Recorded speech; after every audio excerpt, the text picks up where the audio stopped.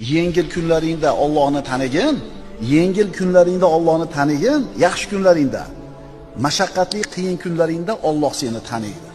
Allohga inobat qilish degani Allohga qaytish degani, Allohga iltijo qilish degani, Allohga yolvorish degani inobat. Inobat ikki xil bo'lar ekan. Rububiyat inobati, ulug'iyat inobat. Rububiyat inobatini hamma qilar ekan.